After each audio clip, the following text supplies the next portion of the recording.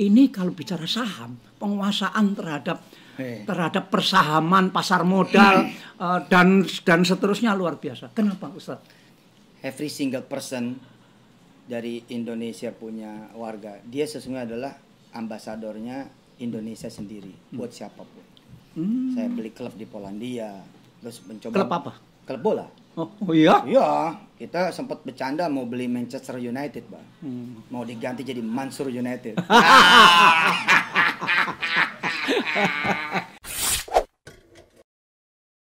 Hari ini terbalik, beliau yang pakai kaos Disway. Terpaksa saya cari kaos yang lain. Kebanggaan. Waduh.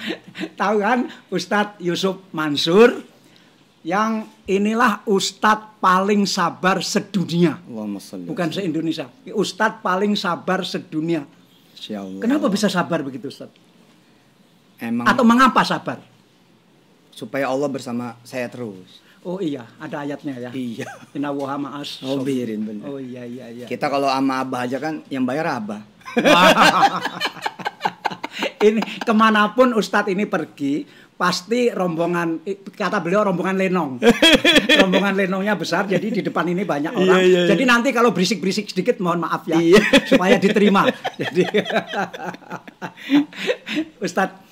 Ustadz ini kan memiliki pondok terbesar, jangan-jangan di dunia, tetapi setidaknya di Indonesia, yaitu pondok menghafal Al-Quran. Jadi santrinya dididik untuk hafal Al-Quran.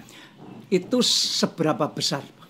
Kalau secara umum pondok paling gede yang umum enggak, kita mungkin paling kecil karena kayak misalkan kayak pesantren NU. Iya. Itu kan gedenya minta ampun. Tapi yang penghafal Quran. Kalau dedicated untuk menghafal Quran, izin Allah Subhanahu wa taala mungkin kita salah satu.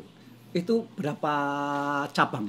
Sekarang yang pusatnya kan yang pusat di Ketapang yang Abah pernah nginep di sana. Saya pernah nginep di sana. Nah, sekarang itu yang kayak gitu ada 50. 50. Yang kayak gitu. Di berapa kota itu 50 itu? Sampai keluar, Bah. Luar negeri. Oh. Kita ada di Gaza. Ada di Houston, Texas. Saya pernah ngeresmiin juga di kaki Gunung Fuji, Jepang. Saya langsung yang resmiin itu. Memang masih ruko kalau di Jepang itu. Nah, kita juga berencana buka di Turki, Bah. Beberapa tahun yang lalu kita sudah gelontorin uang muka untuk tanah. Tapi qadarullah ada usaha kami yang buat backup itu lagi redup. Tapi ini insya Allah kita maju lagi. Jadi jumlah santri yang berada di Darul Quran ini ada berapa? Nah ini kalau dengan yang sebelum COVID, dengan yang kecil-kecil nih kita sejutaan, Bah. Ya iya, Allah, betul sejutaan. Alhamdulillah. Ya Allah. Makannya tok itu bisa 6 triliun. Loh, kok pakai makan? Iya, buat makan saja 1 juta. Yang masih makan Ustaz? Loh, yang 9.000 tuh gratis, Bah. 9.000 rumah tahfiz itu gratis. Ya saya lokomotif aja, Bah. Nah, Ustaz dapat uang dari mana? Kita lokomotif, kita gerbong besarnya depan, panglimanya ngelit, nah terus yang ikut di belakang banyak. Alhamdulillah. Jadi banyak yang memikirkan ini. Banyak yang mikirin. Bukan memikirkan, maksudnya banyak yang mengeluarkan uang. Iya, alhamdulillah. Ya, ini juga berkah dari dipercayanya oleh masyarakat, didoakan juga oleh orang-orang tua. Guru-guru juga mensupport. Jadi gerakan ini memang gerakan luar biasa. Bahkan sampai 2023 kami insya Allah yakin sekali rumah tahfiz itu akan ada di seluruh desa, di seluruh Indonesia dan di dunia. Kita udah buka percontohan di Macedonia. Oh, di Macedonia. Ada di Scotland. Eropa Timur. Wow. Nah ini saya mau berangkat juga nih ke Albania. Nah, kalau mungkin Anda kaget kok Ustadz kayaknya agak berubah. Rasanya pipinya lebih tembam. Iya. Badannya juga lebih gemuk. Tetapi tadi ikut senam saya 1 jam, ternyata kuat juga. Jadi karena tentu karena beliau masih muda sekali. Kuatnya malu. Kuat karena malu katanya, bukan kuat karena sehat. Aku disuruh duduk tapi kok ya nggak ada yang duduk. Ustadz usia berapa? Saya 46 sekarang. 46 ya. Jadi kuat karena muda, bukan karena malu, kuat karena muda. Tapi gemuk kenapa? kok sekarang lebih gemuk dari dulu? Iya, offset ini. Ini sebenarnya udah mulai ngurangi. Kemarin terakhir 72. Datang hari ini udah 67. 68 udah. Itu akibat apa? Kemarin sakit, Mbak. Alasan dia. Itu COVID. Bukan, COVID kan Desember 2020. Nah, 2021 itu saya udah mulai treadmill. Treadmill di Februari udah mampu 70 menit, 80 menit jalan. Wow. Jalan speed 45 decline kira-kira 2-3 itu bisa 71. Satu drakor lah selesai kira-kira. Sampai nonton ya? Sampai nonton. Ini Ustadz tontonannya drakor. Iya.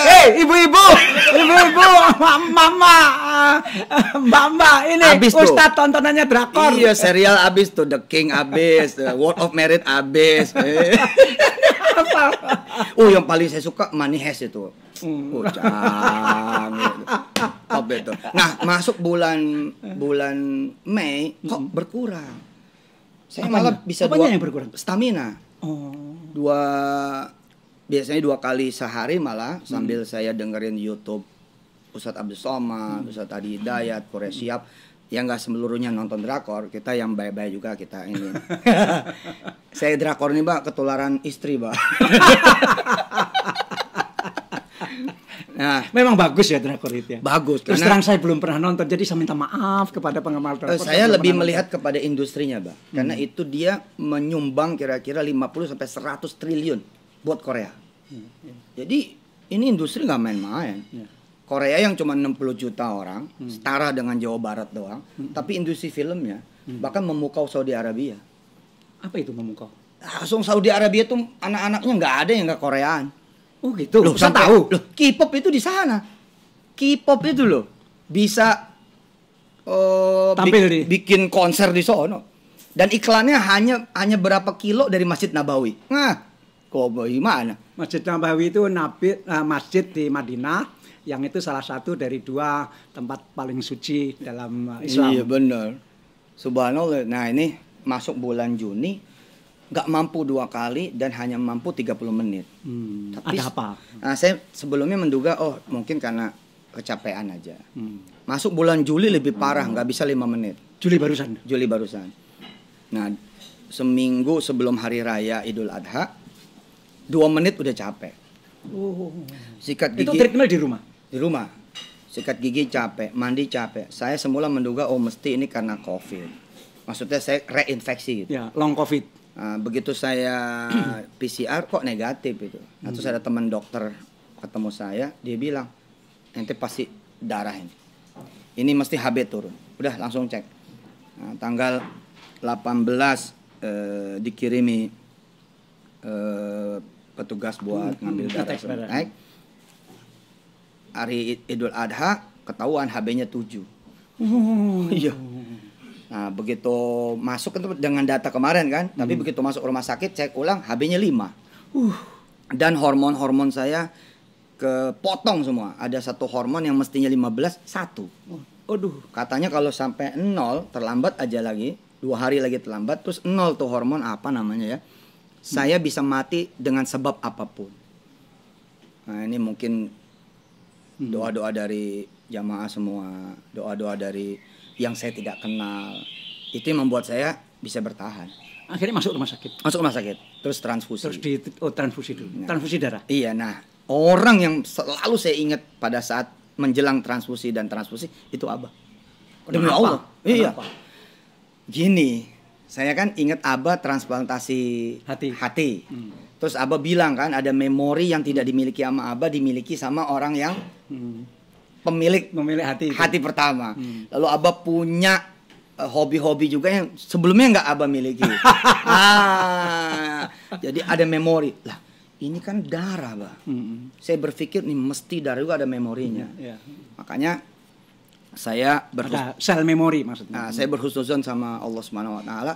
Ini mungkin cara Allah untuk mempersatukan darah saya sama darah guru-guru saya di Quran.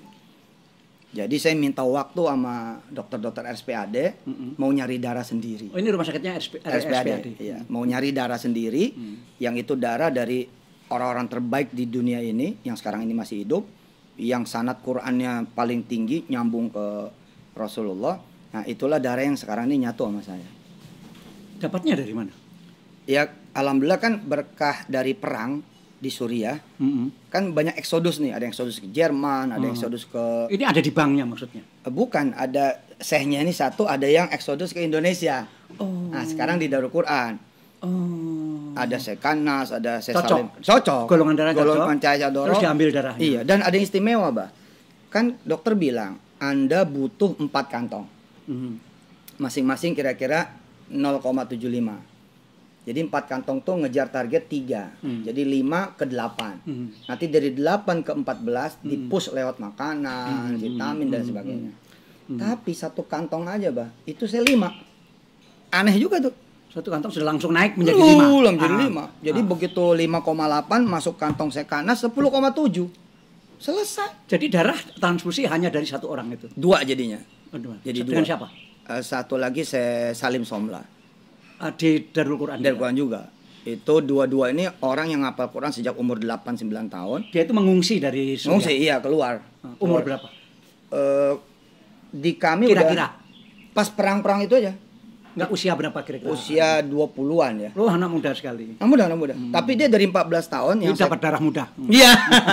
Ya, saya cuma berpikir gini ya. Orang dapat bekas sepedanya aja itu berkah. Orang dapat bekas sejadahnya, kaosnya, bajunya, sorbannya berkah. Lah, ini kan darahnya. Jadi ada berapa orang Suriah, anak Suriah yang ada di Darul Quran? Banyak, Bah. Sekarang Darul Quran alhamdulillah yang di Jakarta ini. Enggak cuma Jakarta nih. Jadi sekarang Darul Quran ini menjadi sponsor para masyayikh yang kita sebar di seluruh Nusantara. Kan bayarnya mahal, Bah. Enggak semua pesantren bisa. Satu orang kan kitasnya 14 juta. Bayarnya loh, satu orang 12 sampai 14 juta. Lah kalau 2 aja udah 28, belum gajinya. Nah, Darul Quran alhamdulillah punya banyak sekali donatur yang muhsinin yang luar biasa itu. Nah, kita jadi punya kemampuan finansial juga yang bagus. Mereka sekarang udah bisa bahasa Indonesia ya? Oh, sudah. Sebagian sudah nikah sama Indonesia. Iya, karena banyak juga yang kemarin masih bujang. Itu Ustadz mentris darah, hanya silsilah mereka. Iya, menteri. Kan ada yang itu tadi ulama. Iya, memang enggak kan ini kebutuhan kan cuma 4. Nah, Darul Quran kan ada puluhan. Jadi saya udah langsung dapat gitu. Nah, di situ saya pernah diledekin waktu itu. Wah, kok darah milih-milih gitu. Nah, terus diledekin dah sama orang-orang tuh. Dibutuhin darah yang apal lagu Axl Rose, Bon Jovi. Karena yang butuhin darahnya ini ngefans sama Bon Jovi. Ada guyon gitu ya. Tapi abis itu, Bah, kita bikin program nasional, Bah. Rupanya begini ya. Rupanya kan kita selama ini saling tidak mengenal. Kita ngedonorin darah, nggak kenal sama yang didonorin. Yang didonorin nggak kenal sama yang mendonor. Nggak ada riwayat satu sama lainnya. Nah, sehingga saya coba bikin program donor darah nasional yang ada riwayat. Tapi mungkin dokter tidak mau karena itu kaitannya sama etika kedokteran, sama hukum. Takut nanti ada kasus-kasus bahwa orang yang menerima, orang yang memberi itu pada suatu saat blackmail atau apa, ada problem-problem itu. Tapi saya tidak tahu bagaimana menyelesaikannya. Nah, menyiasatinya adalah cuma membangkitkan orang-orang hebat. Saya percis dapat ini. Jadi dikasih tahulah kesulitannya apa segala macam, kenapa nggak bisa terbuka dan sebagainya. Tapi ini membuka mata, hati dan pikiran orang-orang hebat yang selama ini nggak mau donor. Oh, wah, hebat sekali. Bagus. Paham ya, Pak ya? Ya. Jadi kayak pesepeda. Ini kalau dia darahnya didonorkan, kan ada memori sepedahan. Ya. Sehingga orang yang kebetulan dapat darahnya dia, ini tiba-tiba jadi senang sepeda. Kalau ada orang misalkan senang lari, nanti yang dapat ya mesti Jadi orang-orang hebat tolong dengarkan ini dan tolong donor darah. Iya. Atau donor apa saja. Ada guru, karena Pak. darah Anda memiliki keistimewaan pasti. Iya. Ya. Ada orang dari mulai SMA ngajar sampai usia 50 enggak pernah donor, Pak. Ada banyak. Itu denger ini, dia bilang, "Oh iya bener juga." Sampai merinding saya. Ya. Ada seorang ibu-ibu udah 35 tahun lebih, kemudian dia menyadari, oh berarti Pak Ustadz kalau saya donor insya Allah doa akan mempengaruhi orang yang saya donori. Iya Bu. Karena secara memori itu saya ingat Abah mesti ada. Mesti ada pengaruhnya, betul nggak Pak? Iya. Dan ini orang kalau bermanfaat di satu bidang pasti bermanfaat di bidang lain apapun kondisinya, dan Ustadz ini sakit pun memikirkan manfaatnya apa. Masya Allah. Ini aduh ini tapi sumbernya kan Abah. Saya tidak menyesal mengagumi beliau. Allahumma sholli ala sayyidina. Terus inspirasi saya juga ada satu film pembunuhan, thriller, horror science, horror thriller, di mana ada orang dapat donor mata. Emang saya pecinta film, saya sampai bikin perusahaan film, terus nyewain ke dulu waktu muda. Oh sekarang masih muda. Nah ini kisah yang menarik Bah. Emang ini fiksi ya, tapi saya percaya ini true science. Jadi si orang ini dapat donor mata, yang mata ini adalah mata korban pembunuhan. Lah karena si mata ini punya memori, mata inilah yang memimpin pembunuhan itu sampai terbuka. Jadi nggak mungkin ini nggak ada jejaknya, pasti ada jejaknya. Dan Allah udah bilang kan, ada julut namanya di dalam surah Fussilat, itu dikenal dengan julut, dan julut itu diperkenalkan sama Allah containing memory. Your skin contain memories. Jadi jangan macam-macam kata Allah. Aku bisa jadi nggak bisa mengadili matamu karena dari lahir matamu nggak ada. Aku bisa jadi nggak bisa mengadili pendengaranmu karena kamu dari lahir nggak bisa dengar. Lah aku mengadili apa? Kan kalau di surat Yasin kan mata, telinga, kaki, tangan. Nah masalahnya ada orang yang dari lahir nggak punya kaki. Ada orang dari lahir nggak punya tangan. Nah kata Allah, aku masih punya senjata. Aku akan ngadili lewat kulitmu. Nah kulit itu menurut sebagian mufasir sampai ke kulit yang paling nggak kelihatan sama kita, lipatan hati paling dalam yang nggak bisa ada orang lain tahu kecuali dengan alat atau apa sebagainya. Sampai ke situ tuh. Memori-memori itu yang nanti kita akan bertanya kan, lima syahidtum alaina, begitu kata Quran. Kamu kok kenapa jadi saksi ke aku gitu? Dulu kan disabunin, diapain. Katanya apa? Antaqanallahu alladzi antaqana kulla syai'. Antaqa kulla syai'. Yang membuatku bisa bicara adalah Allah yang membuat siapapun apapun bisa bicara. Ini Anda semua pasti tahu jam berapa podcast ini dilaksanakan dari adanya cahaya matahari yang menimpa ke Ustadz. Jadi kira-kira ini jam 9 pagi hari Minggu setelah sarapan tadi. Karena istri saya sarapan istimewa. Ya, istri saya jam 2 tadi bangun untuk masak karena tahu Ustadz mau sarapan di sini. Sampai katanya bele-belen nggak ikut senam. Dan karena Ustadz membawa rombongan lenong, jadi masaknya harus banyak. Masaknya banyak. Nah, Abah, gantian saya mau nanya dikit, Abah. Iya. Oh, Anda sudah pakai kaosnya? Iya, udah pakai kaosnya. Bah, mungkin orang pengen dengar pengaruhnya secara memori ya, secara memori, hobi, kebiasaan baru yang muncul before and after hati orang itu ada di Abah. Dulu belum, sekarang ada punya kebiasaan apa itu bener nggak sih?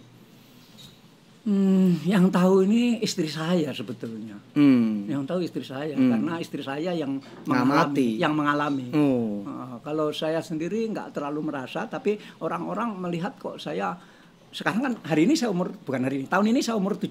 Nah, itu dia. Tapi katanya 1 jam penuh. Kok sehat banget, katakanlah begitu. Jangan-jangan ya ada pengaruhnya itu. Tapi Ustadz, tadi kan Ustadz cerita tentang ini kan apapun podcast saya, jadi saya yang harus tanya. Oh iya benar. Lupa. Nah, tadi waktu nonton drakor kan yang diamati Ustadz kan juga ekonominya. Iya, ekonominya. Karena Korea itu memang paling sukses makanannya, kemudian musiknya, kemudian teknologinya, kemudian filmnya, misalnya gitu. Dan itu saya tertarik sejak lama. Kenapa Ustadz memperhatikan ekonomi sampai ke soal pribadinya? Ini kalau bicara saham, penguasaan terhadap persahaman, pasar modal dan seterusnya luar biasa. Kenapa Ustadz? Gini, dan kenapa sektor pasar modal yang diterjun? Baik. Bismillahirrahmanirrahim. Saya merasa kita semua adalah ambasadornya Indonesia. every single person dari Indonesia punya warga, dia sesungguhnya adalah ambasadornya Indonesia sendiri buat siapapun. Karena itu saya nggak cuma main di lokal, tapi kita berusaha global. Maka saya beli perusahaan di Hongaria, saya beli klub di Polandia, terus mencoba. Klub apa? Klub bola. Oh iya? Iya, kita sempat bercanda mau beli Manchester United, Bang. Mau diganti jadi Mansur United. Real Madrid mau jadi Real Mansur. Nah, apalagi kemudian as a Muslim, sebagai seorang Muslim, I'm ambassador of my religion. Saya adalah duta dari agama saya.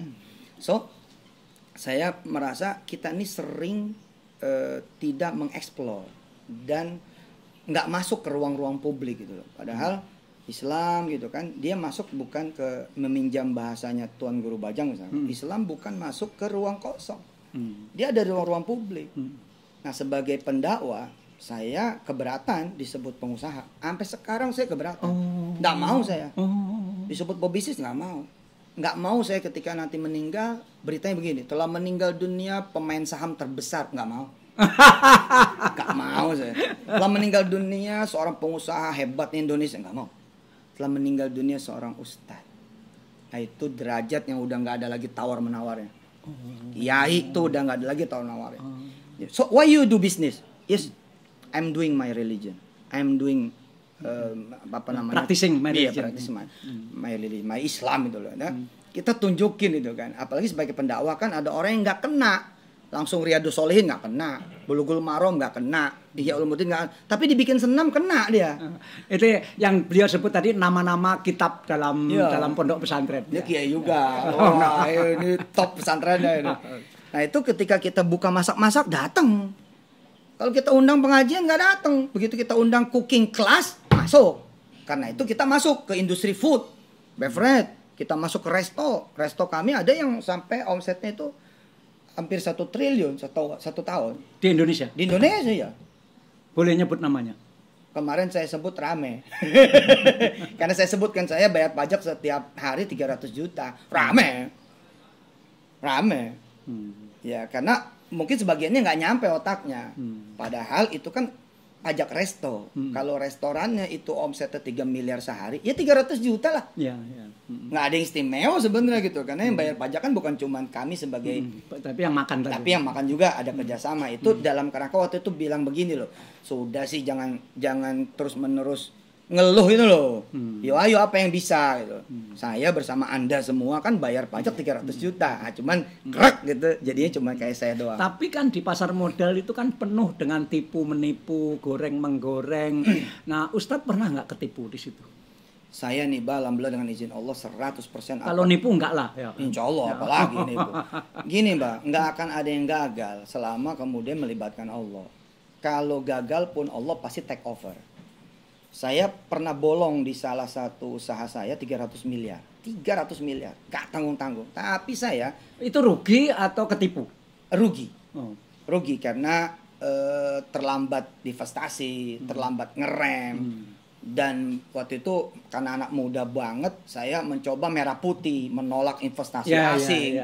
Idealis. Idealis. Ternyata, wah permainannya wampun itu loh. Terus rugi 300 miliar. 10 tahun ada yang lalu? Kira-kira 8 tahun. 8 tahun yang lalu. 8 tahunan. Tapi hebatnya, saya keringetan juga enggak. Pusing juga enggak. Ngadain rapat sekali aja gitu. Rapat sekali, direksi nih. Ayo kumpul, kita rapat. Bagaimana ini menyelesaikan tiga? Enggak ada. Enggak ada. Yang ada, kumpul yuk kita waqiahan. Kumpul yuk kita ar-Rahmanan. Kumpul yuk kita yasinan. Kumpul yuk kita kemudian maksudnya itu membaca Al-Quran surat yang disebutkan tadi. Iya, ngumpul yuk kita sepedaan tapi sambil di belakang bawa 1 ton beras bagi-bagiin itu sedekah nggak taunya itu 2019 kita punya tanah nggak gede cuma 5 hektar. Allahumma sholli wa sallim barik ala sayyidina Muhammad wa ala alihi. Dari situ 400 miliar malah lebih. Alhamdulillah. Karena jadi LRT City kerjasama sama BUMN warisannya Abah. Terus kita cash out tuh 2019 akhir 100 miliar, pong cabut bayar, set. Habis itu di restructuring, bla bla bla, deng persiapan IPO selesai. Nggak pernah kapok di pasar modal. Loh, saya untung terus. Saya bilang tadi untung terus, ruginya pun untung. Karena kalau Allah sudah menjadi penjamin ya. Kan Allah jadi penjamin nih. Mana ada usaha itu rugi? Persoalannya kan orang main saham nggak ngelibatin Allah. Ustadz, ada semacam pemeo atau apa. Orang yang terlalu banyak uang dan terlalu banyak pekerjaan bisa lupa ayat-ayat Quran. Ustadz ini kan hafal Quran. Dengan terjun ke saham, ke uang, ke money market seperti ini, ada nggak ayat yang lupa? Oh ya, ayat Quran yang lupa. Manusia mah ya ada aja. Tapi saya setiap hari masih terkoneksi dengan minimal satu guru. Setiap hari saya pasti setoran. Jadi tingkat Ustadz pun store kepada guru. Iya, Bang. Store itu maksudnya store hafalan. Hafalan. Ya. Baik itu ketemu. Jadi store hafalan itu maksudnya ini kan Quran itu kan 30 juz ya. 30 juz 6.000 ayat lebih. Ya, ayat lebih. Nah, itu kan harus hafal. Dan untuk hafal itu punya komitmen dengan gurunya Ustadz bahwa hari ini saya mengucapkan yang saya hafal sekian banyak, distorkan kepada sehari minimal 4 lembar. Yang disebut guru itu siapa? Syekh Anas yang darahnya ada sama saya sekarang. Loh, kan dia anak muda. Iya, beda di bawah saya. Kakeknya ya dia? Enggak, ya kan kalau di Quran ini istimewa memang. Kalau kayak Syekh Anas ini dia orang berkebangsaan Suriah, asli Damaskus. Dari kecil sudah sama Quran, sanatnya tinggi sekali, Pak. Dia 29 sanatnya. Sanat untuk mencapai ke Rasulullah. Tingkat ke Rasulullahnya. Padahal kiai-kiai tua di Indonesia aja bisa jadi dia 30, 31, 32. Kayak kakak pertama, kakak kedua kalau di China itu. Lausan. Iling-i. Ingat Iling-i aja tuh 01. Setiap hari, Bang. Jadi biarpun dia muda, dianggap sebagai guru. Iya dong. Karena dia keturunan siapa? Beda. Nah, saya menjaga hafalan Quran satu, ya maksain diri sebisanya saya setoran. Tapi store kepada guru yang masih muda ini kan baru setelah transfusi. Sebelumnya store-nya kepada siapa? Udah sekian putaran, Bang. Udah dari 2010-an. Jadi sejak sebelum transfusi sudah dianggap guru. Ntar hatam, balik lagi ngejaga kan. Ngejaga gitu. Terus yang kedua saya ngejaganya adalah saya nulis. Ya, beliau ini juga produktif sekali dalam menulis. Dulu menerbitkan buku banyak sekali. Rasanya Mas Huda dulu yang sekarang hadir di sini yang tukang menerbitkan bukunya. Benar. Ya. Sekarang udah 400-an, Mbak. 400 buku. 400 buku kurang lebih. Izin Allah Subhanahu wa taala. Alhamdulillah. Ya, istimewa. Ya, terima kasih Ustadz. Saya, Bang. Terima kasih. Guru saya. Terima kasih. Banyak banget inspirasinya. Kemarin saya 1 hari penuh dengan beliau keluar kota saya pikir melihat pesantren. Ternyata melihat sebuah perusahaan, nggak tahu sedang mikirkan apa beliau, tempatnya jauh sekali di Probolinggo sana, sehingga dan dari sana terus ke rumah sini ngobrol lagi sampai jamaah salat maghrib di sini, sehingga hari ini senam dan seterusnya. Nanti balik ke Jakarta kapan? Sore insya Allah. Sore. Ya. Doanya, Pak. Ya, makasih. Saya sama-sama. Mohon saya didoakan. Ya Allah, mohon istri saya didoakan, anak cucu saya didoakan. Ya. Abah ini punya keistimewaan, istiqomah. Itu yang saya lihat. Termasuk istiqomah tadi istiqomah itu dalam bahasa modern konsisten. Konsisten. Benar. Istiqomah, orang pesantren menyebutnya istiqomah dan kita selalu diajarkan untuk istiqomah, tapi sering ajaran itu tidak kita laksanakan. Iya, benar. Makasih Ustaz. Siap, Assalamualaikum. Terima kasih.